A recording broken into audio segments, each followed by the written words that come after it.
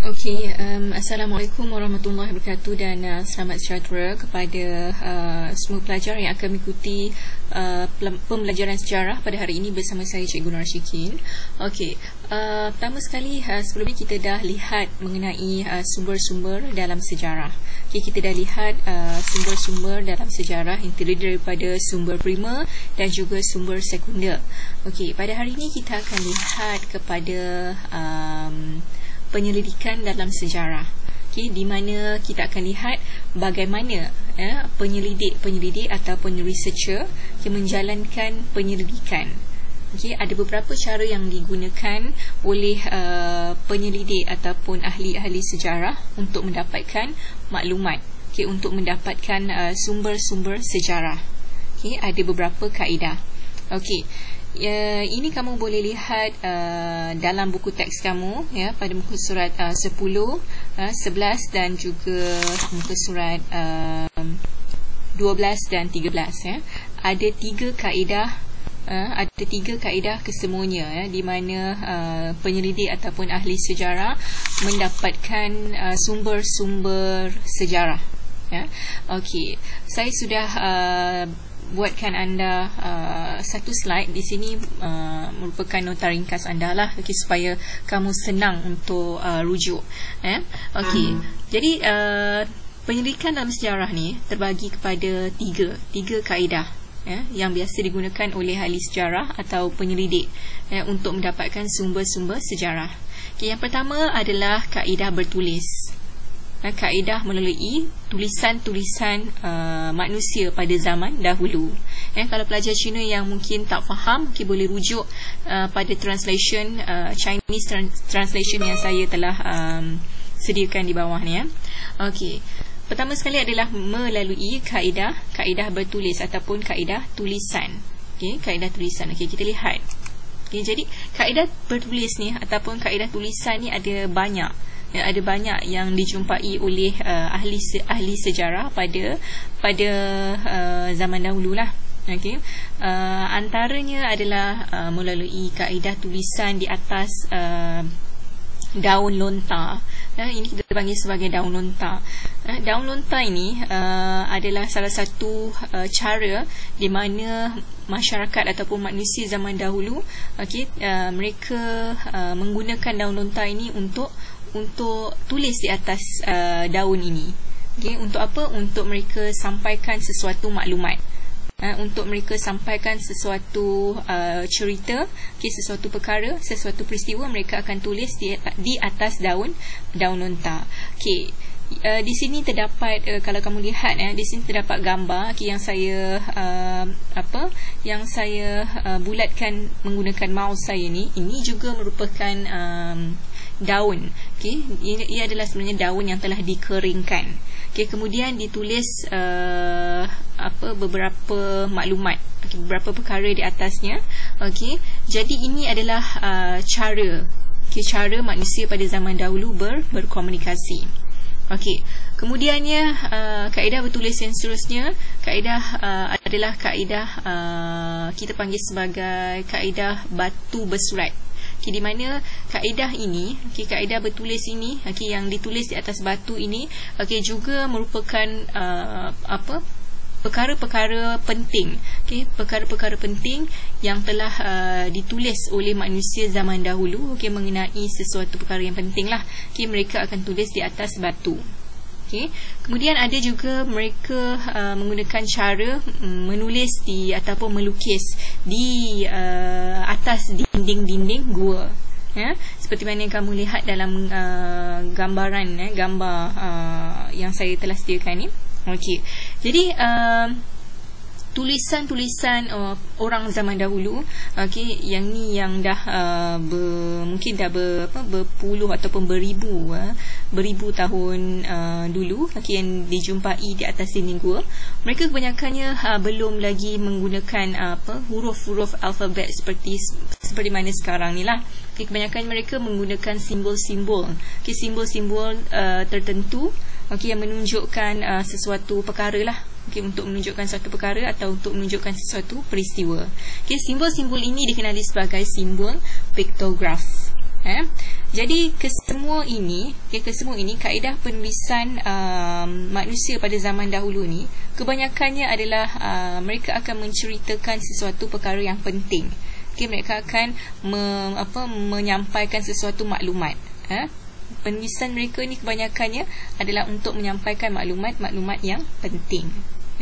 Jadi ini adalah cara bagaimana penyelidik ataupun ahli sejarah mendapatkan maklumat ataupun bagaimana mereka menyelidik mendapatkan sumber-sumber sejarah melalui tulisan-tulisan manusia pada zaman dahulu, yang terletak, yang dijumpai di atas daun, yang dijumpai di atas batu, tulisan yang dijumpai di dinding-dinding gua dan sebagainya lah. Okey, ini adalah daripada kaedah pertama, dikenali sebagai kaedah bertulis. Okey, from their handwriting. Okey, seterusnya kita lihat kaedah yang kedua. Okey, kaedah yang kedua iaitu kaedah lisan. Kaedah lisan ataupun kita panggil sebagai daripada oral sources lah, ataupun dari sudut lain kita boleh panggil sebagai interview lah, macam kita menggunakan kaedah temu bual. Kaedah temu bual. Okey, ini adalah contoh lah. Okey, contoh kaedah temu bual ataupun interview. Nak interview siapa? Interview orang-orang yang terlibat. Okey, contoh dia dengan sesuatu peristiwa yang dianggap sejarah.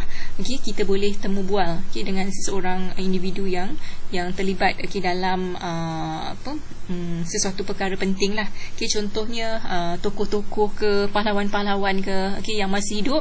Okey, jadi melalui situ para sejarawan akan dapat maklumat. Akan dapat sumber-sumber yang ingin dikaji. Ini adalah salah satu kaedah. Kaedah yang kedua iaitu kaedah lisan ataupun kaedah temu bual. Untuk mereka mendapatkan sumber sejarah. Kemudian kaedah yang ketiga, kita ada kaedah arkeologi. Kaedah arkeologi ni apa? Arkeologi ni adalah kaedah di mana kita menggunakan kaedah cari gali. Kita panggil sebagai kaedah cari gali lah.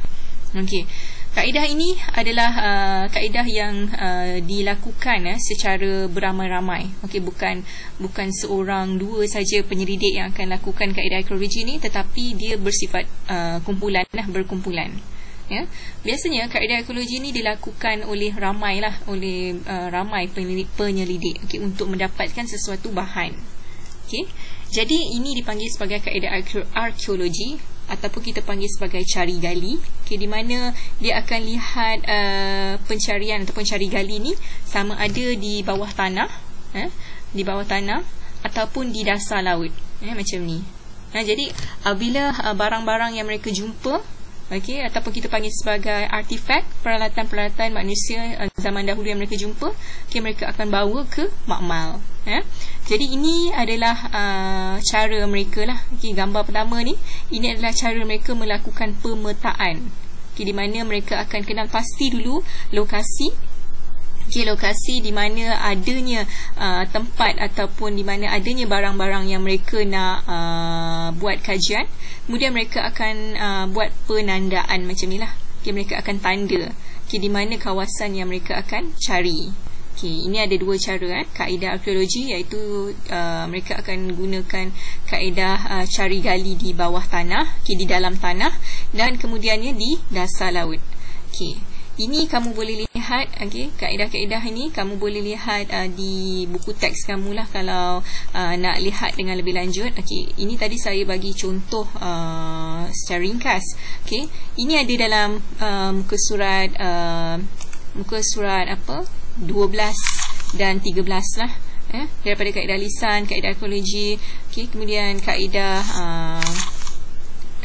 arkeologi bawah air ataupun dalam dasar, di dasar laut ni. Jadi semua ni kamu boleh baca sendiri di sini. Ini adalah kalau kamu dapat lihat ni di sini apabila mereka dah dapat sesuatu barang, mereka dah dapat sesuatu bahan yang mereka nak kaji, okey, ataupun kita panggil sebagai artifact ke, okey. Mereka akan lakukan apa? Langkah pertama, mereka akan buat sesi pemunggahan dan pengisihan. Okay, maksudnya mereka akan kumpulkan dahulu, okay, di satu tempat, kemudian baru mereka akan sisihkan, mereka akan ceraikan, pisahkan yang mana penting, okay, yang mana tak penting. Okay. Pengisihan biasanya mengikut jenis artifak atau lapisan tanah di tapak artifak dijumpai. Okay, jadi dia akan sisihkanlah, dia akan pisahkan mengikut kategori lah. Okay. Kalau kaca, kalau besi di bahagian besi lah. Kemudian yang kedua adalah setelah mereka buat pemunggahan dan pengisihan, mereka akan lakukan langkah seterusnya, iaitu pembersihan. Okay? Mereka akan bersihkan artifak yang mereka jumpai. Kemudian setelah mereka bersihkan, langkah ketiga mereka akan lakukan proses apa? Pengkatalogan. Okay, mereka akan katalogkan bagi setiap artifak dengan nombor pengenalan. Jadi setiap artifak yang mereka jumpa tu, mereka akan beri nombor apa? Nombor siri ataupun kita panggil nombor pengenalan lah kepada setiap artifak yang mereka jumpai tu, supaya nanti mereka akan memudahkan mereka untuk merekod ataupun untuk mencari sesuatu rekod yang mereka telah buat, apa dia punya nombor siri itulah. Okay, bila mereka nak cari balik senang. Okay. Kemudian langkah yang keempat adalah mereka akan analisis, okay, bagi mendapatkan maklumat tentang sesuatu artifak. Okay, ini adalah menggunakan teknologi yang yang canggih lah pada zaman sekarang ni. Okay. Jadi ini adalah tiga kaedah utama, okey, iaitu yang pertama tadi, okey, kaedah bertulis, okey, kaedah melalui penulisan manusia zaman dahulu, okey, kemudian kaedah lisan, kaedah temu bual, dan juga kaedah arkeologi, iaitu cari gali. Okey, terdapat 3 penyelidikan dalam sejarah. Okey, jadi untuk penyelidikan dalam sejarah setakat ini saja. Okey, setakat ini saja, dan seterusnya nanti kamu akan lihat pula apa itu tafsiran dalam sejarah dan juga kepentingan mempelajari sejarah. Okey, itu saja setakat hari ini.